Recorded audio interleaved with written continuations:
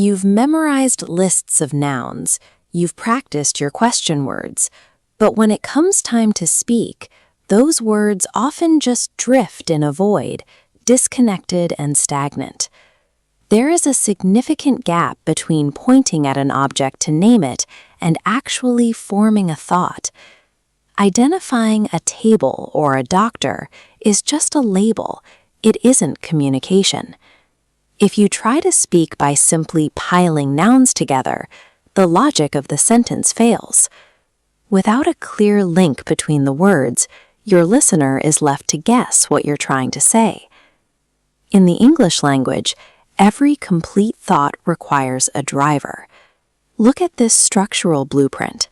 For a sentence to function, you must fill this empty pillar, the actor.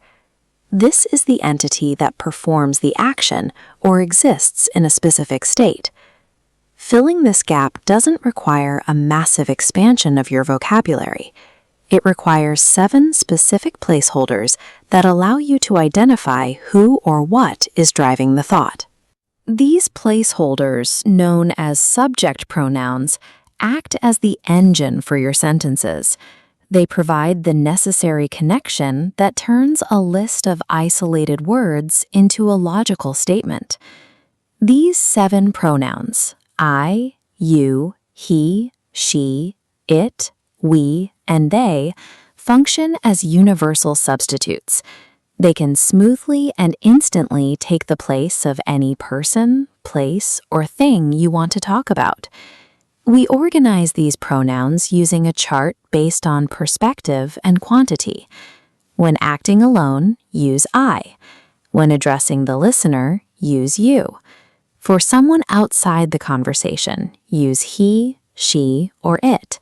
For groups, we includes yourself, and they refers to others. This chart provides a clear system for every conversation. No matter who is performing an action, they fit into one of these 7 categories. Once you have firmly identified the actor, you must carefully pair them with a verb to describe their state. In their simplest form, these actors work with am, is, and are. Pair I with am to state your identity.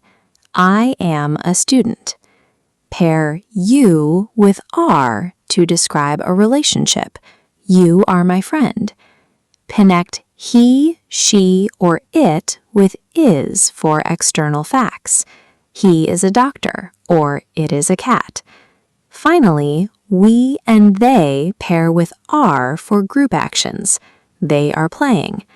By combining these 7 actors with these basic verbs, you stop simply naming things and start constructing real, functional sentences.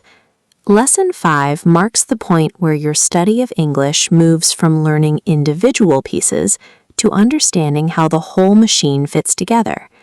As this diagram shows, establishing the actor in a sentence is the requirement for almost every topic that follows. Once you can identify the subject, you can begin to add more layers to your speech. Because you now have a clear subject, you can describe actions with do and does, express what you can or must do, and eventually move your sentences through time using different tenses. This same logic applies to your daily life. It is what allows you to introduce yourself to a new colleague, describe your family, or ask questions at a restaurant. English grammar follows a specific, predictable formula. By identifying the 7 actors that drive every sentence, you gain the ability to organize your thoughts and speak with much greater clarity.